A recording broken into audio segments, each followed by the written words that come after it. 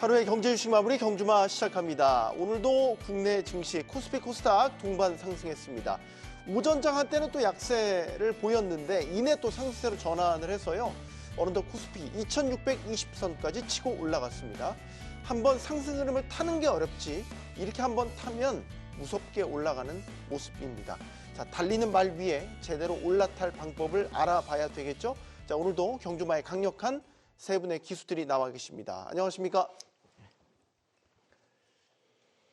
자, 지금 코스피 기준으로 엿새 동안 연속 상승세. 근래 이런 일이 있었나 싶을 정도로 참 이런 표현이 맞을지 모르겠어요. 의아한 요즘 장의 모습인 것 같습니다. 예. 이사님 어떻게 보십니까? 네, 의아한. 의아하죠? 그리고 한번 아까 말씀 주시기를 한번 추세 전환이 어렵지 추세 전환하면 또 그쪽 방향으로 계속 힘을 받아가는 게 주식시장의 특징이죠. 네. 우리 시장이 2,550포인트, 즉 2,500과 2,550포인트 사이에서 3주간 박스권에 있었습니다. 저점은 확인을 했지만 이후에 추가적으로 추세 전환을 할 수 있느냐 없느냐를 가지고 계속 얘기했던 상황이었습니다. 근데 2,550포인트 박스권을 지난주에 돌파를 했고요. 그럼으로써 시장이 힘을 더 받았다 그렇게 볼 수가 있겠습니다. 그래서 추세가 전환되었다는 것은 확인되었기 때문에 투자 심리는 상당히 개선됐다 그렇게 볼 수가 있거든요. 한 가지 예를 들면 오늘 시장 말고요. 어제 시장에서 우리 시장이 어제 시장도 올랐죠. 근데 어제 밤에 미국 시장이 휴장이었죠. 네. 지난 1년 동안 여러분들이 기억을 하실지 모르겠지만 미국 시장이 쉬는 그날 낮에는 우리 시장이 약했어요. 왜냐하면 우리 시장이 계속해서 약세 국면에 투자 심리 자체도 약하고 계속 약세 국면이었기 때문에 미국이 좀 올라줘야지 올라주지 우리는 우리 스스로 올라갈 게 없어 이런 상황이었거든요. 예. 그래서 미국 시장이 쉰 자체가 리스크였어요. 근데 어제 제가 시장을 이렇게 보면서 참 많이 달라졌구나. 그 미국 시장이 쉬는 가운데서도 우리 시장이 힘을 내주는 그런 모습을 보면서 상당 부분 투자 심리가 개선되었다 그렇게 보여지고요. 그렇지만 이제 위쪽으로 얼마큼 더 갈 수 있느냐 요즘에 이제 그런 분석들 많이 하고 있지 않습니까? 네. 여러 부분들을 추후 말씀드리겠지만 전반적으로 위쪽을 얼마큼 보고 있느냐의 생각으로 바뀐 시장이다 그렇게 설명을 드릴 수 있겠습니다. 네, 자 백두희 부장님. 네. 또 요즘에 고객 문의 많죠. 요즘에 뭐 사야 되죠? 이런 문의 많을 것 같아요. 어떻습니까? 네. 일단 뭐 시장에 대해서 간단하게 좀 말씀을 좀 드리자면 네. 현재는 이제 걱정의 담벼락을 타고 오르는 증시이지 않나라고 생각을 하고. 걱정의 담벼락을 타고 올랐다. 네. 그러면 그렇게. 걱정을 극복해 간다는 얘기네요. 네, 그 타고 가는 거죠. 네, 네. 사실은 이제 트럼프의 관세 이슈가 사라진 게 아니에요. 이 부분들은 계속 이제 걱정하는 그런 단계로 해서 시장을 누르고 있긴 한데, 그리고 여기에 맞춰서 달러 인덱스도 상당히 높은 수준을 유지하고 있긴 합니다. 하지만 전반적으로 이제 글로벌리하게 이제 움직이는 흐름들을 본다라고 했을 때 중국 증시가 굉장히 연초부터 지금까지 굉장히 강하게 랠리를 펼치고 있고, 어제 같은 경우에는 이제 유럽 증시가 2024년 5월 이후로 최대 규모의 순매수를 보이면서 신고가를 경신했다라는 거죠. 그러니까 사실은 달러 인덱스가 위에 위치하고 있지만 사실은 이제 리스크 온 그런 움직임들이 나오고 있다. 그렇게 생각을 하시면 될 것 같고요. 뭐 그렇다면 이제 우리나라도 나쁘지 않은 흐름이죠. 네. 지금 현재 상황에서는 이제 외국인들이 현물로 엄청 많이 매수를 한다 이런 건 아니지만 네. 선물단으로는 계속해서 매수를 하고 있다. 이렇게 보시면 될 것 같고, 여기에 맞춰서 우리나라 증시도 6거래 연속 상승을 했다. 그렇게 보시면 될 것 같습니다. 네. 저는 이제 만약에 매크로단에서 리스크 온 분위기가 지금 펼쳐지고 있다라고 본다면 앞으로도 더 상승 여력이 있지 않나 저는 그렇게 생각을 하고 있고요. 따라서 이런 부분에 맞춰서 전략을 짜서 움직이시는 게 어떨까 그렇게 생각하고 있습니다. 네, 사실 개별 섹터단별로 봐도 괜찮은 뉴스들이 상당히 많이 나왔어요. 원전을 비롯해서 뭐 반도체는 물론이고 방산까지 뭐 전력 인프라, 오늘 각기 섹터별로 봐도 이게 정말 시장 분위기가 바뀌었구나라는 거를 네. 감지할 수 있는 대목들이 참 많았던 것 같습니다. 네, 그러니까 시장이 어떤 시세를 이끌었던 섹터들은 여전히 오늘 장에서 강했고, 네. 아직은 이제 그동안 오르지 못한 종목들은 아직도 좀 바닥권에서 헤매고 있기 때문에 그러니까 지수 단에서는 지금보다 상승 여력은 더 있다라고 볼 수 있겠고요.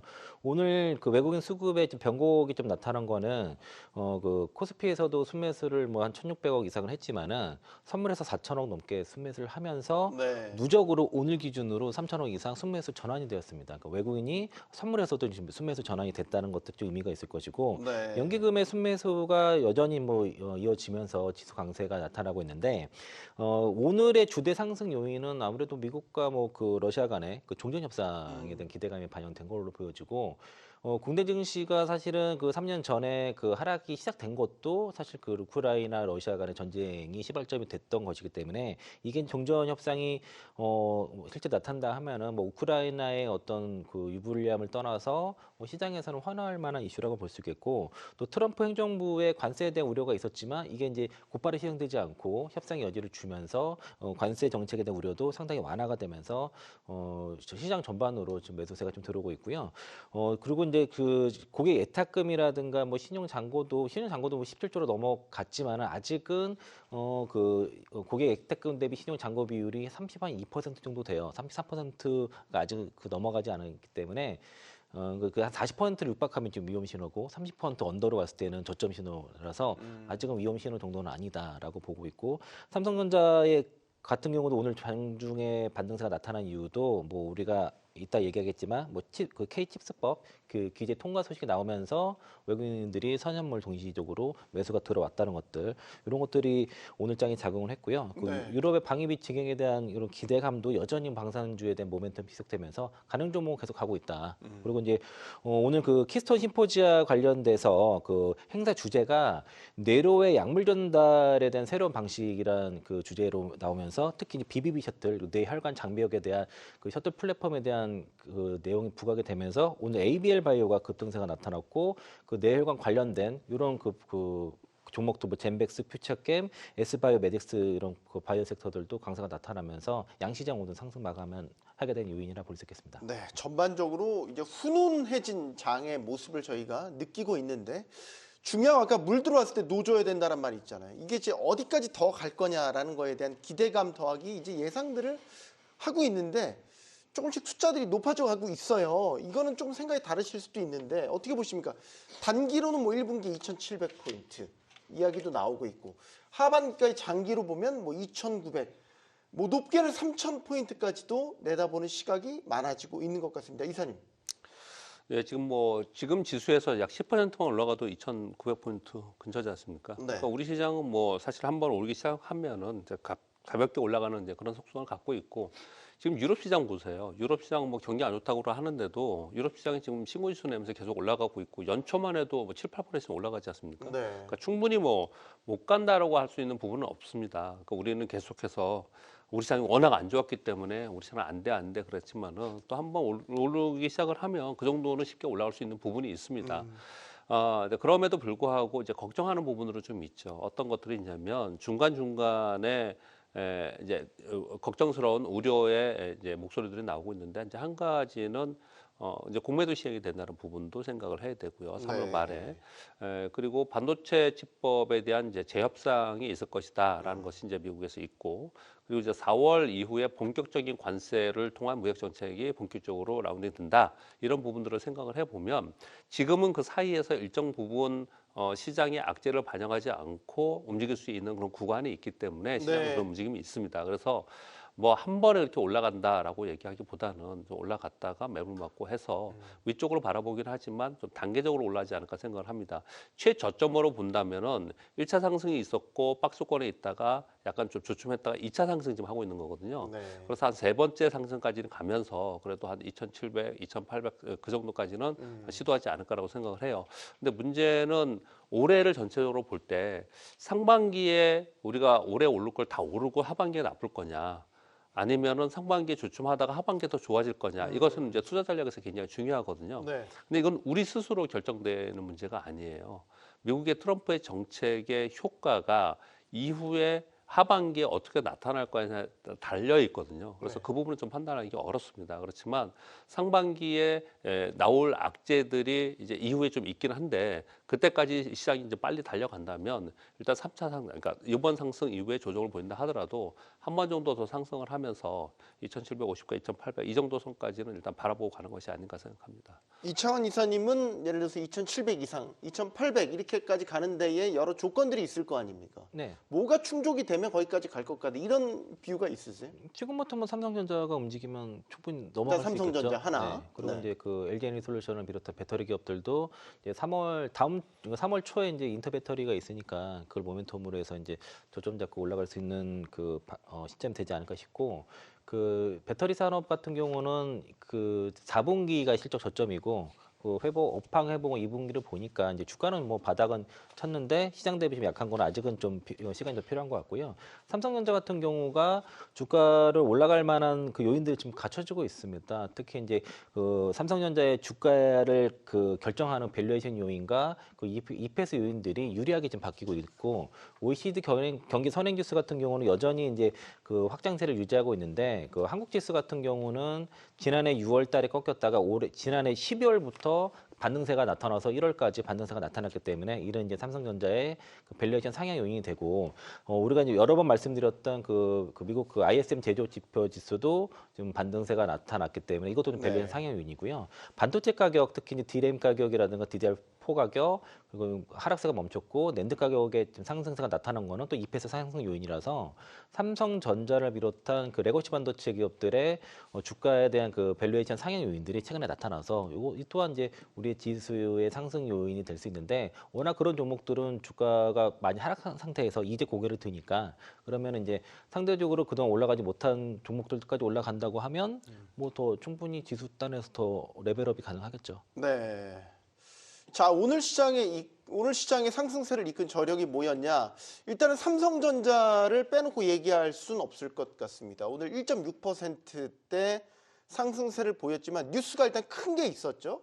백 부장님, 삼성전자 자사주 매입에 대한 계획이 추가로 공시가 됐고, 이와 관련해서도 K칩스법이 해당 상임위 전체 회의를 또 통과를 하면서 K칩스법에 대한 영향도 좀 있었던 것 같고, 반도체 섹터 오늘 그 영향으로 전반적으로 좋았습니다. 물론 하이닉스는 좀 조정을 받았지만 삼성전자가 좀 끌고 나가는 모습이었어요. 어떻게 보십니까?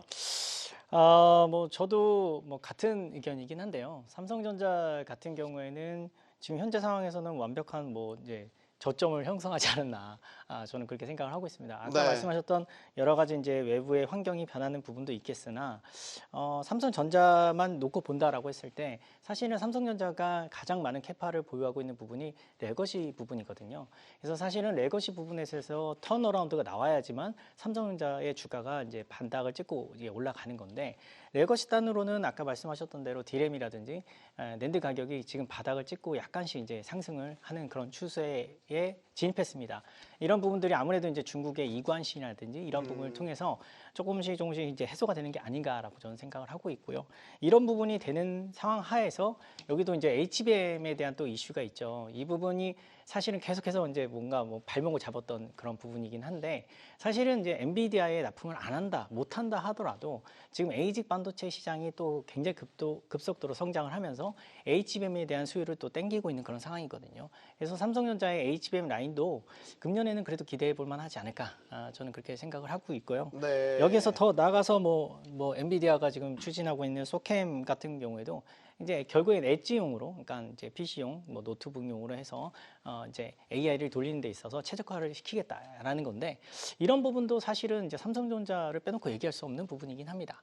그래서 이런 전반적인 상황으로 해서 지금 삼성전자가 굉장히 긍정적인 모습을 보이고 있지 않나, 그렇게 생각하고 있고요.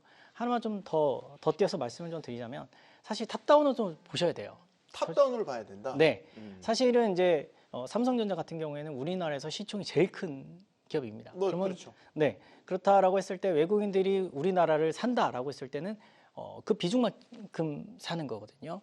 그렇게 본다라고 했을 때 삼성전자가 외국인들이 많이 산다라고 했을 때 일부분 들어올 가능성이 있다라고 저는 생각하고 있고요. 그런 부분에 대한 영향 때문에 지금 삼성전자가 좋은 것도 있다라고 저는 생각을 하고 있습니다. 아직은 외인들이 이제 현물이 아닌 이제 선물단으로 해서 이제 베팅을 하고 프로그램 매수로 해서 이제 좀 매수세가 들어오고 있긴 하지만, 제가 생각할 때는 나중에 이제 한국 바이코리아로 간다라고 했을 때는 또 다시 한번 또 삼성전자가 좀 굉장히 강하게 움직일 확률이 높다. 저는 그렇게 생각하고 있습니다. 바이코리아는 이꼴 삼성전자라는 그 공식이 이번에도 통할 것인가? 부장님은 통할 수 있다라고 보는 거고. 네, 맞습니다. 지금 이제 뭐 업황에 대한 부분도 있지만 자사주에 대한 부분은 이사님께 한 번 더 여쭤볼게요.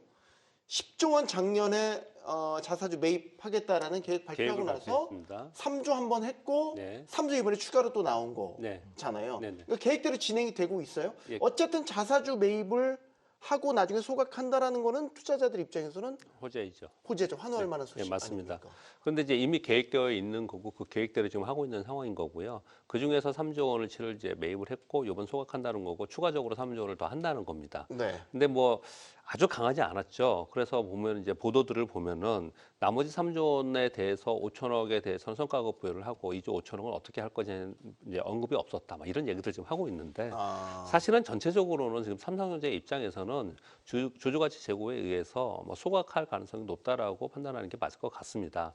그런데 이제 삼성전자가 자사주 매입을 하고 이런 이제 호재성 누수가 굉장히 많이 나옴에도 불구하고 주가 자체가 아주 강력하지는 않죠. 근데 이런 부분들은 삼성전자가 자사주 매수를 하는 동안에 외국인들이 파는 경향이 과거에도 있었습니다.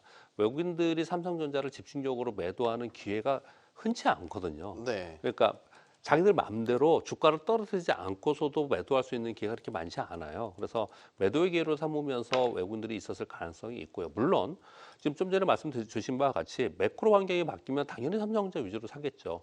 올해 연기금이 계속해서 우리나라 코스피 지수를 사고 있지 않습니까? 네. 뭐 아까 말씀 주시기를 30일 연속이라 그랬나요? 32일입니다. 32일 연속. 예, 그래요. 최장 타이 예, 기록. 올해 내내 계속 기록을 세우고 있는데 전체적으로 금액 자체는 크지 않아요. 2조 한 9천억 정도 됩니다. 그 중에서 7천억 정도가 삼성전자를 산 거예요. 똑같이 외국인들이 들어올 때도 그렇게 들어올 겁니다. 그렇게 들어오면서 왜 삼성전자를 산다면 우리 시장은 우리가 생각하는 것보다 훨씬 더 높게 가겠죠. 그런데 지금 가만히 보시면 삼성전자가 그렇게까지 힘을 내고 있지 않은 상황이기 때문에 그건 이후에 매크로 환경이 바뀌고 그리고 패시브 자금이 들어오면서 그렇게 올라갔을 때 시장이 아주 높은 단계를 우리가 바라볼 수 있는 거고 최근 들어서 시장이 좋다고는 하지만 가만히 생각해 보시면 반도체가 아주 강하다든지 2차 전지가 아주 강하다든지 이런 부분은 아니에요. 개별적으로 움직이는 종목이 있지만 그런 건 아니거든요. 그럼 강한 쪽은 어디입니까? 하나그룹, 두산그룹, LS그룹 그리고 NCT 현대그룹 이런 데지 않습니까? 이런 데들은 그 아래 시총이 조금 더 낮고 중견그룹이기 때문에 시장이 굉장히 활발하게 종목이 움직이는 것 같지만 지수는 아주 강하게 막 튀어 올라오는 그런 부분은 아니거든요. 네. 약간의 차별성을 둬야 된다 이렇게 말씀을 드리겠고요. 예. 한 가지만 더 말씀을 드리면 삼성전자 자사주 매수 소각 이런 뉴스가 나오고 그리고 K칩스법 얘기가 나오고 반도체에 굉장히 호재성 재료가 나오는 것 같지만 여러분 갖고 계시는 분들은 아마 느끼실 텐데 반도체 소부장인 기업들이 그렇게 강하게 몇 개 종목은 올라가지만 전반적으로 반도체가 이제 터닝하면서 올라간다는 그런 느낌은 아니에요. 그러니까 전체적인 분위기는 바뀌었지만 그런 느낌이 아니라고 설명을 드리는 거는 어떤 차이가 있는 거냐면 작년에는 엔비디아와 엔비디아 향만 오르면서 나머지 반도체가 소외였습니다. 그런데 에이직이라고 하면서 맞춤형 반도체를 얘기하면서 기대감의 내러티브가 생겼었거든요. 그 기대감의 내러티브에서 분위기가 바뀐 거는 단연코 딥시크 때문에 그렇습니다. 딥시크가 생기면서 우리한테도 기회가 생긴 거거든요. 네. 그래서 결론적으로 어떤 말씀을 드리려고 하는 거냐면 삼성전자의 분위기가 분명히 바뀌었습니다. 네. 그리고 우리한테 레거시 쪽이나 우리한테 기회가 분명히 생기는 것은 분명히 맞아요. 그런데 지금 이 얘기들은 약간의 뒤에 있을 얘기들을 미래 얘기들을 지금 하고 있거든요.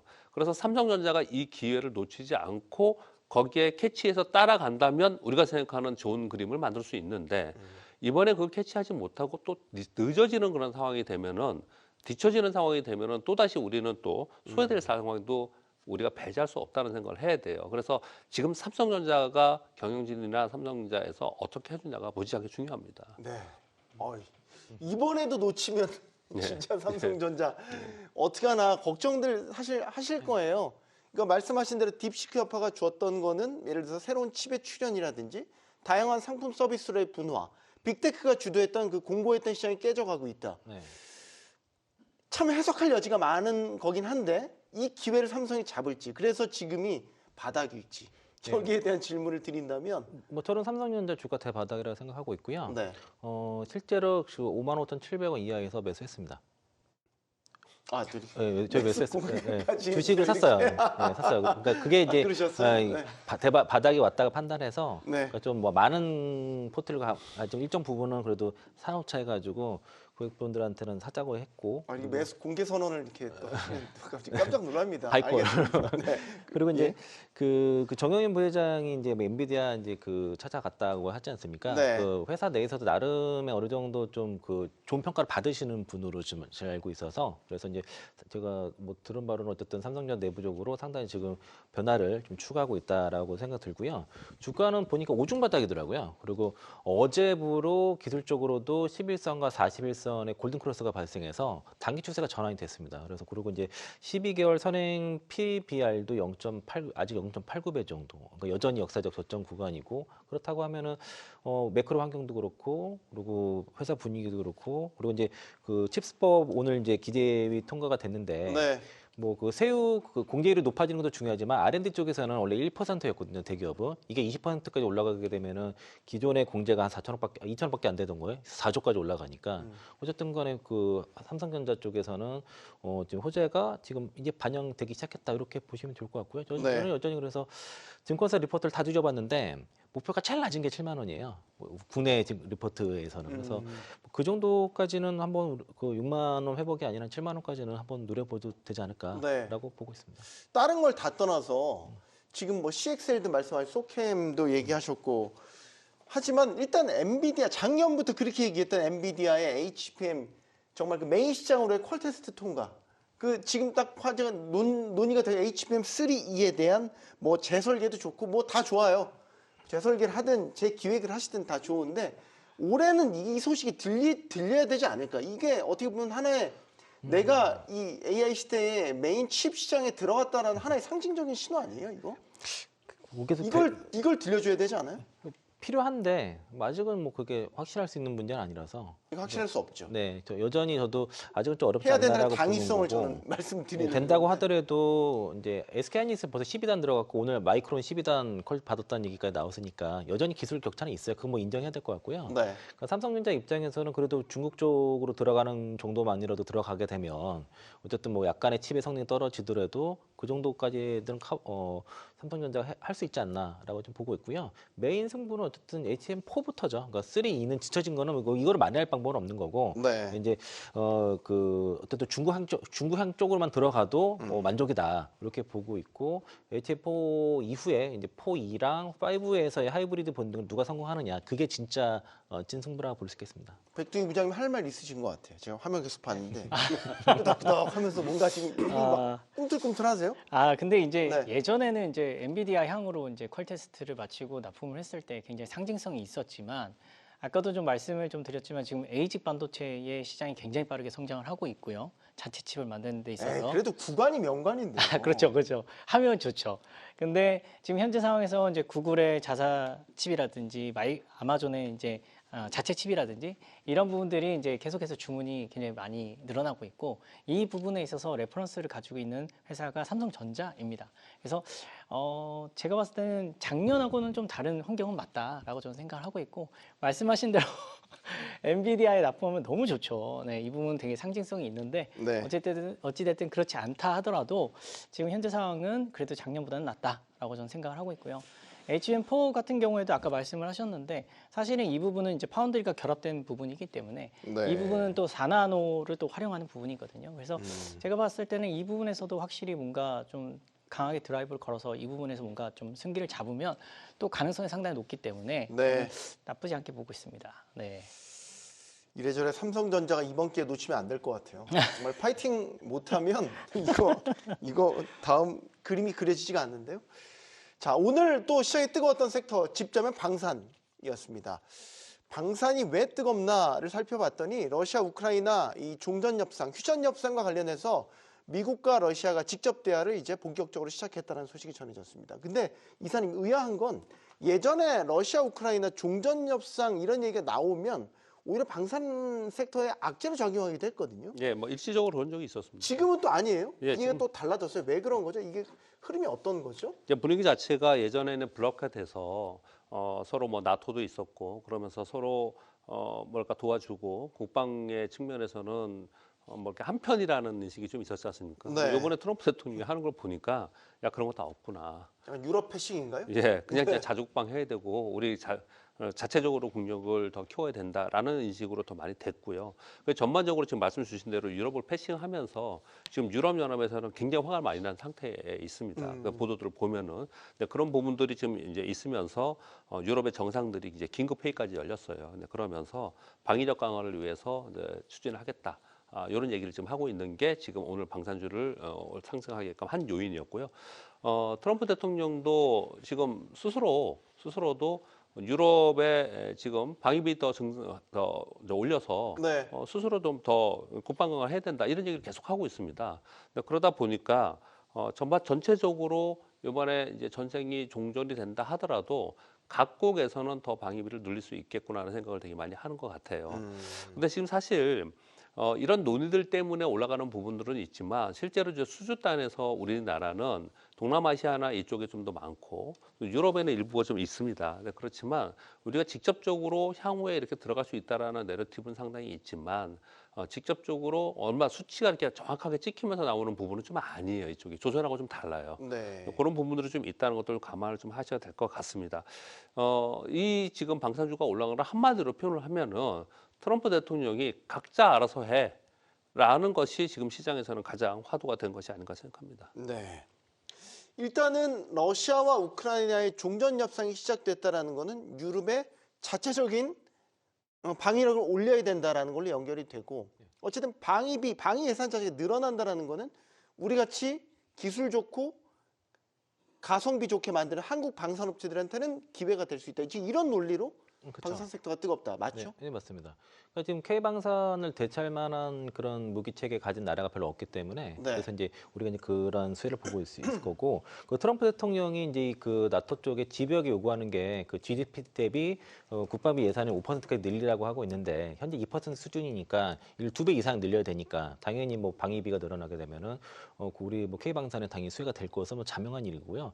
그리고 또 이제 지금 재밌는 이 협상 상황이 지금 미국이랑 그 러시아 간의 협상을 하면서 우크라이나를 패싱을 하고 또 유럽을 제외하는데 또 협상 내용은 그 유럽에서 평화 유지군을 주둔하라고 하는 거죠. 미군이 있는 게 아니라 네. 그럼 유럽 입장에서는 협상 테이블에 앉지도 못하고 네. 평화 유지군은 또 분해되는 이런 상황인 거고 또 우크라이나 입장에서는 이제 당사자가 지금 빠진 상황이 있지 않습니까? 유럽 정상들은 현재 이제 우크라이나를 참석을 시키라고 하지만 이게 우크라이나가 들어갈 경우에는 협상이 안 된다는 얘기 자꾸 있어요. 이거 얘기하는 쪽이 영국이랑 미국에서 지금 언론지에서 계속 연일 보도가 되고 있는 상황이라서. 네. 근데 그 얘기 보면 또 틀리지도 않아요. 그러니까 지금 우크라이나 전세가 지금 굉장히 열악한 상황이라서 이게 시간이 끌면 끌수록 러시아가 그 우크라이나 영토를 더 점령할 가능성이 상당히 높거든요. 네. 벌써 전체 5분의 1 정도는 점령을 한 상태고. 이 상태에서 만약에 그대로 종전이 된다면 우크라이나 입장에서는 영토를 뺏긴 상태에서 강제적으로 전쟁이 이제. 네, 그럴 상태도 있는데 그렇다고 이거를 그대로 그러니까 뭐 종전을 안 시키게 되면 시간이 끌면 갈수록 더 많은 영토를 뺏길 확률도 높습니다. 지금 전세가 바이든 행정부 때처럼 강력하게 무기 지원을 해줄 것도 아니고. 예, 이미 바이든 행정부가 지원할 때까지 다 지원해준 상태를 지금 최대 아껴서 쓰고 있지만 버틸 시간이 많지 않아요. 그게 지금 그 일정상 최대 버틸 수 있는 기간이 올 가을 정도로 좀 보고 있는 상황이니까. 네. 그러니까 우크라이나가 이거 시간이 우크라이나 편이 아니라서 러시아가 이걸 장기전 끌고 갔을 경우는 우크라이나가 더 불리할 수 있기 때문에 그래서 지금 그 젤렌스키가 양보한 게 그전에는 2014년도에 영토 회복을 얘기했지만 지금 2022년도에 영토를 그 회복을 얘기를 했기 때문에 그 얘기면은 그 일부 그러니까 그 이후에 2022년도 이후에 점령한 영토에 대해서는 인정한다는 얘기가 되니까. 네. 그래서 이제 요건 좀 봐야 될 것 같습니다. 그래서 이게 우크라이나를 뺀 게 과연 그러니까 불리한 건지 유리한 건지는 요거는 좀 상황을 좀 지켜봐야 될 것 같습니다. 네. 중요한 건 이 소식이 지금 국내 방산 섹터에는 상당한 재료로 작용한다라는 거죠. 좀 쉬어가는가 싶을 때 요즘 많이 올라서 특히 한화 그룹주는 뭐 한화 에어로스페이스 같은 경우는 뭐 시총 단위로 탑 10까지 이제 막 치고 올라갈 정도.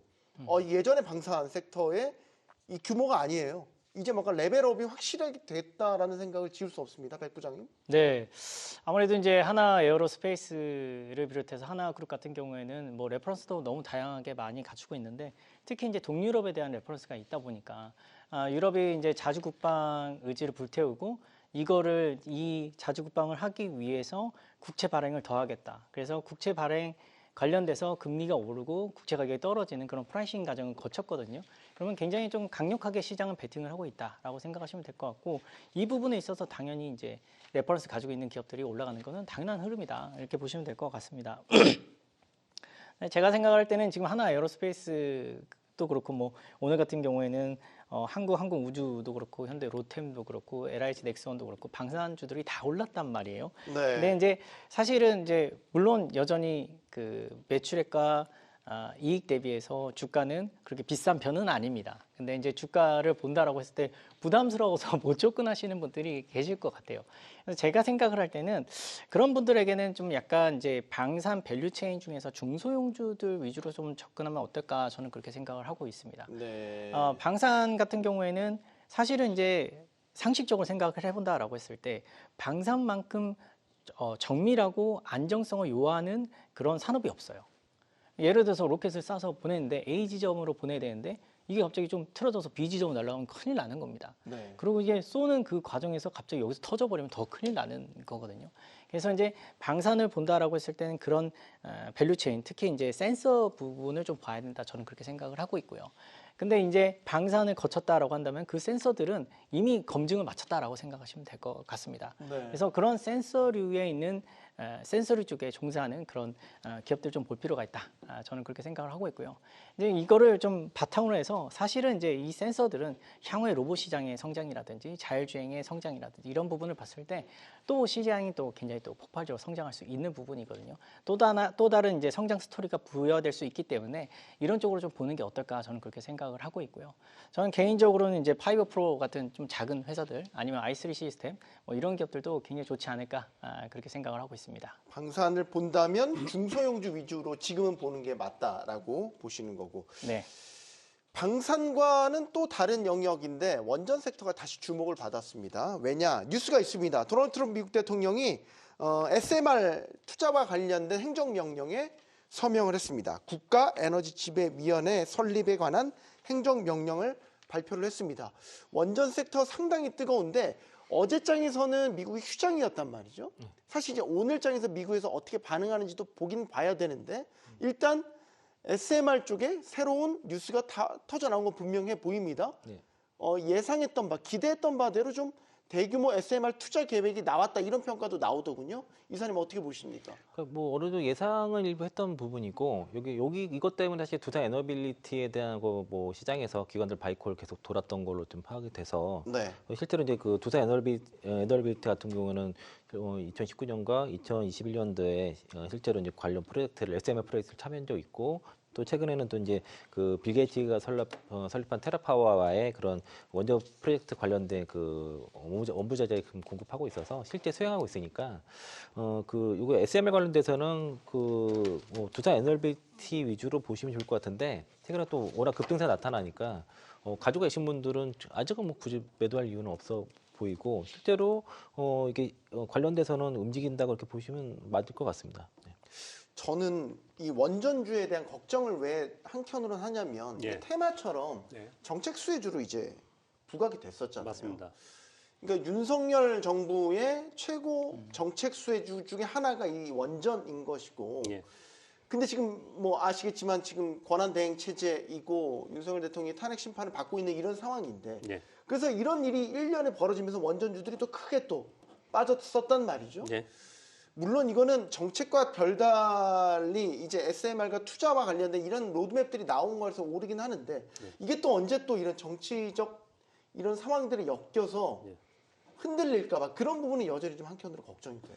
근데 그건 이제 국내적인 부분으로 분명히 걱정된 부분은 있는 것 같습니다. 네. 근데 국내 정책은요, 사실 우리 시장 잘 보면 국내 정책에 보다도 해외 정책이 훨씬 더 크게 지배합니다. 그래서 전체적인 글로벌 추세가 SMR이나 원전 소형 원전으로 좀 가고 있는 그런 상황이기 때문에 이 추세로 가는 것은 맞다라고 그냥 보여집니다. 그래서 국내 정책이 바뀐다 하더라도 이것이 이제 해외로 진출한 기업에 크게 영향을 받겠냐는 부분은 과거에 비해서는 상당 부분 해소되었다라고 보는 것이 맞지 않을까라고 생각을 좀 하고요. 네. 그리고 이제 우리가 그 조선도 그것 때문에 한 차례 좀 상승을 했었잖아요. 네. 그때 또 한때 보탬을 주었던 것이 인도였습니다. 이번에 SMR도 똑같습니다. 인도에서도 엊그저께 발표를 했죠. 향후에 30기가와트 원자력 발전소를 이제 공사를 이제 추진하겠다. 투자 금액은 제가 정확히 기억이 안 나는데 네. 인도도 좀 그렇게 하고 있단 말이에요. 그러니까 전 세계가 그렇게 하고 있는 그런 상황입니다. 그래서 글로벌리 진출을 하고 있는 기업에 있어서 우리나라의 정치권의 영향에 의해서 그것이 다시 후퇴한다라는 것까지는 과거보다는 좀 많이 해소되었다. 그렇게 좀 생각을 하고 있습니다. 그러면 다행이긴 하죠.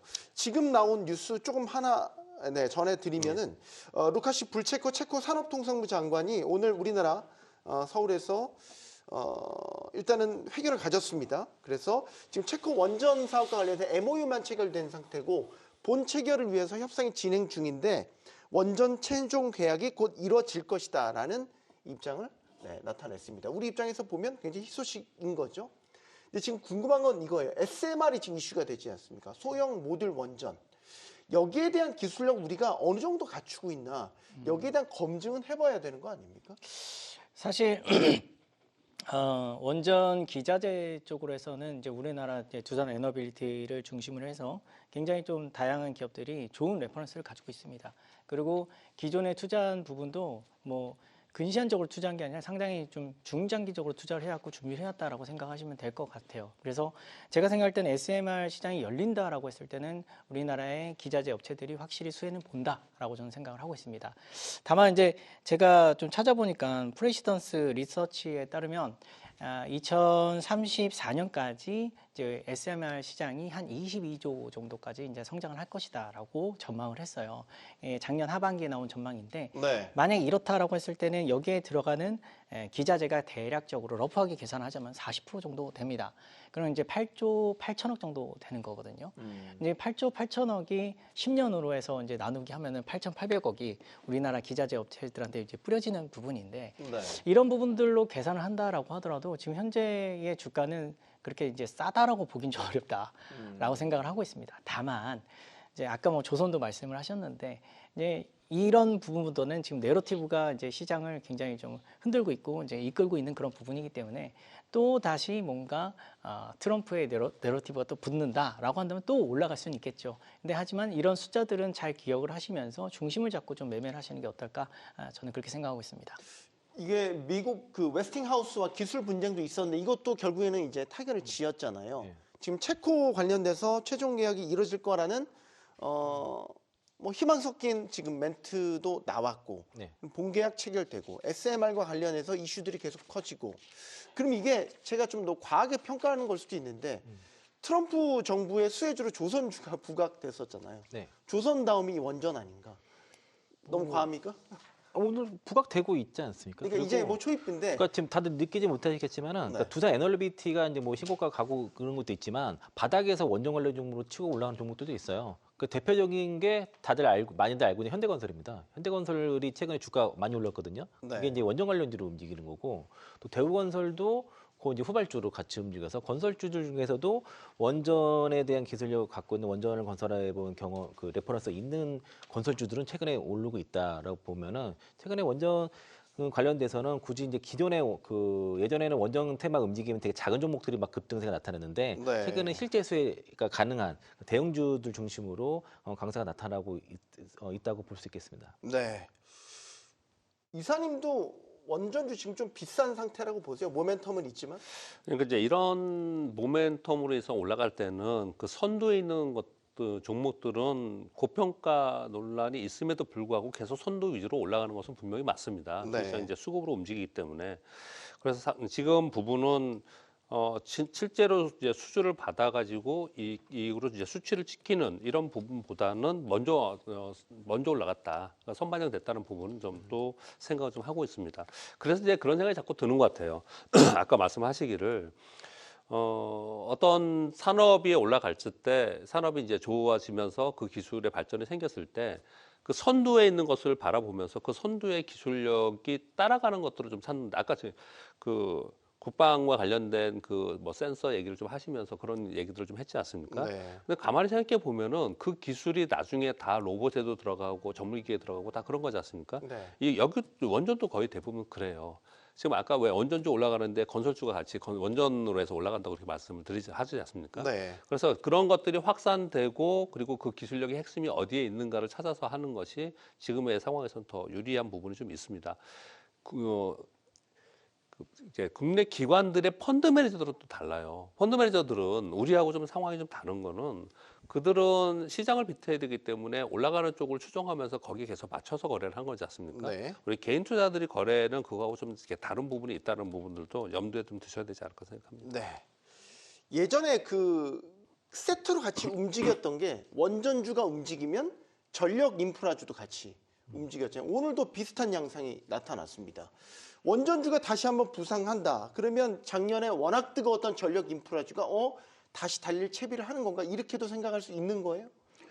뭐 그거는 막 국수적인 것 같고요. 전력 네. 인프라 섹터는 보면은 그 수출 데이터와 거의 이제 연동해서 움직이는 것 같습니다. 그러니까 요즘은 수출 데이터가 10일 단위로 끊어서 나오다 보니까 그러니까 한 달도 아니고 그 수출 데이터 잘 나오게 되면은 곧바로 반영해서 주가가 좀 움직이는 측면이 있어서 그래서 이제 이거는 그 물론 이제 그 말씀하신 그런 내러티브도 성립이 되고 그 북미 시장에서의 그 수주라든가 그리고 이제 전력기기들 그리고 공급이 늘어나는 거는 당연한 거고 또 AI 데이터 센터에는 그 전에도 말씀드린 것처럼 AI 데이터 센터, ESS 그리고 전력기기 이거 같이 묶어야 되는 것도 마찬가지거든요. 그래서 이제 여러 가지 모멘텀들이 있고 실적도 나와주면서 올라가는데 네. 실적 그 수출 데이터가 조금만 기스가 나면은 바로 또 급락 또 나오는 게 현재 전력기기 쪽 섹터 움직임이라고 볼 수 있겠습니다. 오늘 좀 이렇게 눈이 확 띄었던 게 뭐냐면 메타 있잖아요. 메타가 해저 케이블 투자 관련된 소식이 나왔단 말이죠. 프로젝트 워터워스를 발표한다. 네. 이거는 어떻게 보십니까? 그러니까 전에 이거 발표를 내용이 뉴스는 나왔던 내용이고요. 요번에 네. 발표를 한 겁니다. 홈페이지에. 그 이제 확정돼서 발표를 좀 한 거고요. 요거는 거의 실시되고 있다라고 우리가 봐야 됩니다. 왜냐하면은 지난번에 그 인도 총리하고 트럼프 대통령하고 정상회담 했죠. 그때 이 얘기를 했습니다. 그때 이 지금 프로젝트 워터워스를 진명하지는 않았지만은 해저 케이블을 인도로 통해서 간다는 얘기를 계속하면서 그래서 미국과 그리고 인도 간의 교역 이 부분에서 계속 얘기를 한 부분이거든요. 그래서 이건 구체적으로 진행이 되고 있다라고 좀 볼 수가 있습니다. 네. 그래서 그 동안에는 이 전력기기를 봤을 때는 초고압의 변압기 위주로 상승을 했습니다. 그러면서 거기보다는 좀 작은 소형 변압기들은 좀 따라 올라가다가 그들은 좀 주춤하는 이런 모습을 보였거든요. 네. 그러면서 여기에도 또다시 피크아웃 얘기가 좀 있었어요. 근데 다른 쪽하고 좀 다른 거는 이 부분은 실제로 수요가 찍히면서 그러면서 이익이 늘어나면서 갔던 부분이 있거든요. 여기는 이익이 분명히 있었습니다. 근데 그럼에도 불구하고 피크아웃 얘기가 있었다는 얘기거든요. 근데 우리가 생각할 때는 그때 내러티브는 거의 대부분 데이터 센터를 얘기를 했었는데 사실 요즘에 가만히 이렇게 내용들을 보면은 노후화된 송배전 또는 변압기를 교체해야 되는 교체 주기가 지금 와 있는 상태이기 때문에 향후 수요는 상당 부분 계속 있을 수 있다라고 생각을 해야 됩니다. 네. 그 점을 한 가지 짚고 싶고요. 두 번째는 그동안에는 변압기 위주로 계속 얘기를 했는데 전체적으로 이 뉴스 플로우를 보면은 향후에는 송배전이나 해저 케이블에 더 관심이 많을 가능성이 되게 높습니다. 그러니까 메타가 이런 부분들을 내놓는 걸 떠나서 네. 전반적으로 어떻든 간에 전력에 대한 니즈가 많고 수요가 많은 상태에서 에너지 정책을 계속 쓰고 있는 상태지 않습니까? 네. 그러면 에너지를 뭐 시추를 하던 아니면 만들던 어떻든 간에 에너지원이 있으면 그것을 다른 쪽으로 옮겨서 가는 그 과정이 필요한 것이기 때문에 그것을 바다로 가면 해저 케이블이 되는 거고 육상으로 가면 송배전이 되는 것이기 때문에 그 부분은 계속해서 지금 여태까지 주가에 봤을 때는 그만큼 반영하지 않았다고 생각합니다. 그래서 앞으로는 그쪽이 더 시장에서는 또 관심을 갖지 않을까라고 저는 생각합니다. 네, 백 부장님은 어떻게 보세요? 해저 케이블 투자와 관련된 것도 그렇고 네. 사실 바이든 행정부 때 미국 내에 노후화된 전력망에 대한 투자 이야기가 참 많이 나왔고 이에 따른 이 모멘텀으로 사실 국내 전력 인프라주들이 많이 오른 면이 있거든요. 비슷하게 또 한번 반복이 되는 건지 또 다른 양상으로 전개가 될 것인지. 일단 뭐 해저 케이블부터 먼저 말씀을 좀 드리자면 지금 같은 어떻게 보면 트래픽이 굉장히 중요하고 데이터가 중요한 시대에는 해저 케이블로 이제 이동하는 양이 상당히 많습니다. 그래서 이 부분에 대해서 이제 보안 쪽에서도 굉장히 관심을 갖고 있고 미국 같은 경우에 이 부분을 선점하고 싶어 하는데 이 부분에 있어서 계속 딴지를 거는 게 이제 중국 쪽이란 말이죠. 중국이 이제 발트에서 이제 예를 들어서 이제 해저 케이블을 끌어먹는다든지 최근에 뭐 대만 쪽에서 이제 끊어먹는다든지 그리고 거기에 관련된 부분을 해서 이제 보안 관련된 부분을 해서 지금 미국이 굉장히 불만이 많습니다. 그래서 제가 생각할 때는 이제 결국에는 AI 시대에 돌입을 했고 이 부분에서 데이터가 굉장히 중요하고 트래픽이 중요하기 때문에 이 부분에서 뭔가 좀 앞서 나가기 위해서 혹은 패권을 잡기 위해서는 미국과 중국이 경쟁하듯이 갈 가능성이 높다라고 저는 생각을 하고 있어요. 메타뿐만 아니라 그냥 국가적인 차원에서도 이 부분을 할 가능성이 높다라고 저는 생각하고 있고 따라서 그렇게 본다라고 했을 땐 관련 주식들이 제가 봤을 때는 이런 계속해서 내러티브가 더해지고 향후에 수주 소식까지 숫자까지 더해진다면 네. 좀 더 강하게 오르지 않을까 저는 그렇게 생각을 하고 있고요. 최근에 이제 오른 주식들은 LS 관련된 주식들이 올랐는데 LS 관련된 주식뿐만 아니라 관련된 밸류 체인까지도 좀 골고루 보시면 지금 저평가받고 있는 그런 기업들이 상당히 많거든요. 그런 기업들로 해서 좀 접근하시면 어떨까? 저는 그렇게 생각을 하고 있고요. 전력 인프라 관련된 부분도 저는 사실은 이제 AI가 이제 가동이 되고 구동이 될라 치면은 그리고 그 AI가 계속해서 발전해가서 AGI까지 간다라고 했을 때는 확실히 지금 전력이 부족해요. 그래서 그 전력 부분에 있어서는 전력 인프라를 깔고 이 부분에 대해서 좀 더 애드업이 되는 게 맞긴 하지만 제가 생각할 때 SMR 시장이 많이 커진다라고 했을 때는 약간 다른 변화가 나올 수 있습니다. 네. 예를 들어서 SMR 같은 경우에는 아주 소형 그 원자 발전을 옆에다 붙이는 거잖아요. 데이터 센터에다가. 예전에는 이제 굉장히 큰 발전소에서 전기를 생산을 해서 그거를 변압기 전력을 송출하면서 어떻게 보면 좀 이제 그렇게 필요한 곳으로 이제 곳곳으로 보냈는데 SMR 시장이 열린다라고 했을 때는 이제 좀 다른 판때기가 되기 때문에 이 부분도 좀 고려하면서 좀 뭔가 투자를 하시면 어떨까? 저는 그렇게 생각하고 있습니다. 지금 그림은 그거 아니에요? 그러니까 SMR이 네. 각각의 전력을 많이 쓰는 데이터 센터, 네. AI 전용 데이터 센터 옆에 딱 붙어가지고 맞습니다. 바로 필요한 전력을 생산해서 네. 공급을 해주는 이런 모양새인 네. 거잖아요. 네. 그러니까 기존에 우리가 얘기했던 전력망 인프라와 까는 설계 자체가 달라진다. 달라져 있습니다. 네. 라는 거군요. 네, 만약 그렇게 된다라고 했을 때는 만약 이제 과거 이제 그런 관련된 주식들이 전력기기 관련된 주식들이 간다라기보다는 네. 이런 부분들 약간 그렇게 변하는 부분들을 좀 보시면서 투자하는 게 어떨까라고 저는 생각하고 있고요.